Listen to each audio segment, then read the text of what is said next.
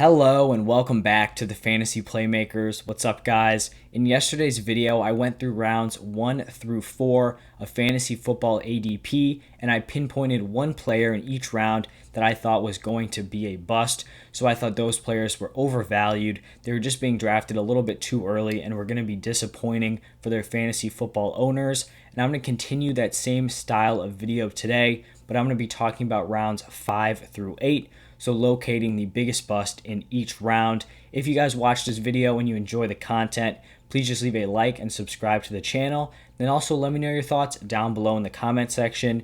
Do you agree with the guys that I'm kind of fading? I think are not going to live up to the potential. Let me know your perspectives, but let's get right into it. Starting off with round number 5. I think the biggest bust from this round is going to be Travis Etienne. He is currently an early to mid 5th round pick, so he's not even going towards the end of the round.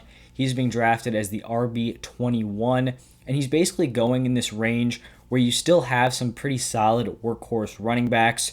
So you have players like Miles Sanders. He might not be a complete workhorse, but he still has that potential. And then guys like Mike Davis and Myles Gaskin, who I do believe are going to have, really solid commands of their backfields. But the issue is Travis Etienne is just not a workhorse. The Jaguars haven't been talking about him as a workhorse, and I just think this Jaguars offense is going to be a very heavy split, and it's really not an insult to Travis Etienne. I think he's a really solid running back, but really it's just because he has another really talented running back in that RB room, and that is James Robinson. I really respect him as a player, and it seems like the Jaguars do as well. An undrafted free agent last season who went out and put together a really solid season. He's a very solid running back, and I think he's going to see a solid chunk of this team's carries, and I think he's going to get a lot of the red zone work. He's definitely a bigger bodied running back compared to Travis Etienne, and Etienne will definitely have his role in this offense. He's going to have the receiving work,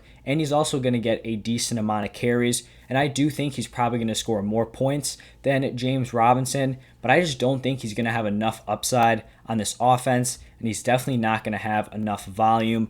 This isn't going to be a team that's like a top 10 offense that really can support two running backs. I don't think it's going to be like a Cleveland Browns. I just really don't, because you do have other weapons in the receiving game, and you have a top tier rookie quarterback. So I'm going to be completely fading Travis Etienne at this current ADP and would much rather be picking players lined up for monopolies in their backfield, guys I mentioned like Mike Davis or Myles Gaskin. Moving on to round number 6, I have another rookie running back that I think is going to be the biggest bust from this round, and it is Javonte Williams. And before I break him down, I'm going to give an honorable mention for the next biggest bust in Mike Williams. I really hate both of these players' ADPs, and I think they're basically equally bad picks. I just went with Javonte Williams because he's being picked earlier in the round, but Mike Williams, also a terrible pick here at wide receiver. He's had multiple years to break out as a super relevant fantasy football wide receiver. He hasn't done it yet.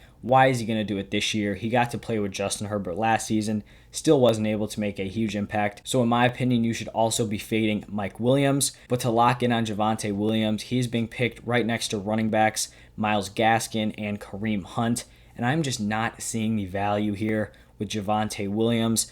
I think overall this entire Broncos offense is being overhyped. It just seems like there's going to be a lot of mouths to feed and not a ton of upside. At wide receiver, you have Courtland Sutton and Jerry Jeudy. You also have Hamler thrown in there. And then at tight end, you have Noah Fant. Running backs, Javonte Williams, Melvin Gordon. And I don't think this is going to be a top 20 offense, so there's no shot they're going to be able to support all of these weapons. And the Broncos running backs last season really just did not see much of a ceiling. We saw Melvin Gordon put together some really solid numbers on the ground, but what was really lacking was his receiving work. We saw on the Chargers, he was a very capable wide receiver, but he just did not get the opportunities last year with the Broncos, and he was operating as essentially the workhorse. He had almost 100 more carries than the backup running back, Phillip Lindsay, but he still only finished as the RB24 in points per game. And so right now, Williams is basically being drafted at his ceiling, and that is assuming he takes over as the workhorse role. If he gets those carries that Melvin Gordon had last year, he's basically being drafted around this RB24 slot. But that is a huge assumption that he is able to take over the workhorse role, and I feel like it's coming out of nowhere.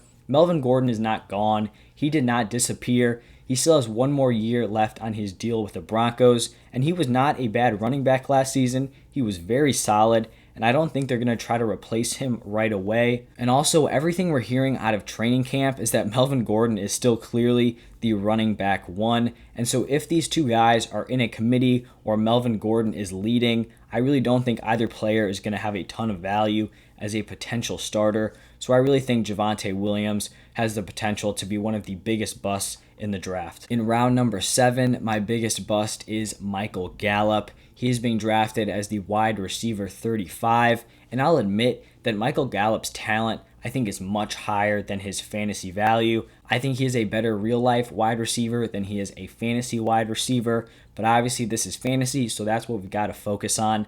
On most teams, he's probably a wide receiver 1 or at worst a wide receiver 2, but on this stacked Cowboys offense, he is the wide receiver 3. He had a really solid sophomore season, but I mean the Cowboys going out and drafting CeeDee Lamb in last year's draft just totally kind of tanked Michael Gallup's stock, because in this offense, you have Lamb occupying the slot, and then you have Cooper and Gallup on the outside, but obviously Cooper is the alpha over Michael Gallup. There's been some reports that Michael Gallup is getting reps in the slot, but that really doesn't kind of change my mind on him. I think it actually only makes me feel worse about him, because the Cowboys are only making this change to get Lamb more reps outside. It's not like, oh, we think Michael Gallup will be better out of the slot. I think it means that they think CeeDee Lamb is better out wide, so they're kind of just pushing Michael Gallup inside. So that really does not benefit Gallup at all. And I think that kind of leaves Michael Gallup as a weekly boom or bust player. We saw it in the first 5 games when Dak was healthy last season. He had 4 basically non-factor games, 1 huge game, but that's not a player you're going to feel comfortable starting. And I don't think he's going to be a confident start for you unless there's an injury to Amari Cooper and CeeDee Lamb. And in round number 7, I'm not drafting a guy who's going to have value only if someone gets injured. So I'm definitely fading him at this ADP just because I don't think he's going to be able to get enough volume and enough work on this offense when he's playing behind 2 top-tier wide receivers. You also have Ezekiel Elliott at running back, so if he's the number 4 option, I just don't see the potential there. Moving on to round number 8, this is the last round I'm going to talk about today. The biggest bust, in my opinion, is going to be Mecole Hardman. He's being drafted as the wide receiver 43. I actually talked about him as a do not draft wide receiver, probably around a month ago, and his ADP has only risen since then. He is going ahead of players like Curtis Samuel and Brandon Cooks. These are guys who have established themselves as proven fantasy relevant players in years past. Mecole Hardman obviously has not. And this is the argument, the pro Mecole Hardman thing that I've been hearing. You have Sammy Watkins leaving, so Mecole Hardman now has the opportunity to step into that wide receiver 2 role. And I just think that is crazy because Sammy Watkins has not been a confident fantasy start in his 3 seasons with the Chiefs. And now you're expecting Mecole Hardman to step in and be relevant in that role. It's obviously not a role that you should be targeting if the guy hasn't been able to do it for the past 3 seasons. And what makes me believe that Mecole Hardman is going to step in and perform better than Sammy Watkins in that role when he wasn't able to beat him out last season?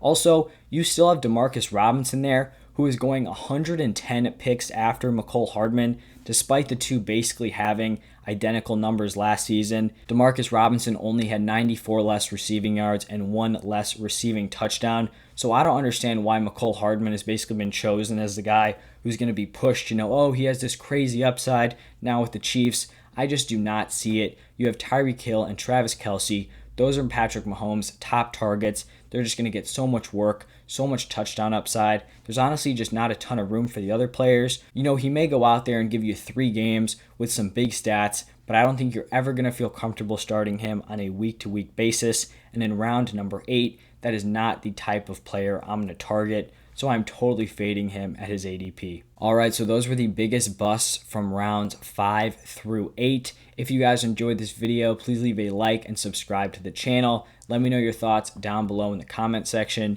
Do you agree with these guys that I think are going to bust, or do you think some of these guys are solid picks? Let me know down below. I'll be responding to everyone who comments. Thank you guys for stopping by, watching, and listening. Stay tuned tomorrow. I'm going to be putting out my updated running back rankings for the 2021 season, so keep an eye on that. But that's all I have for you guys today. Thank you for stopping by, and I'll see you guys tomorrow.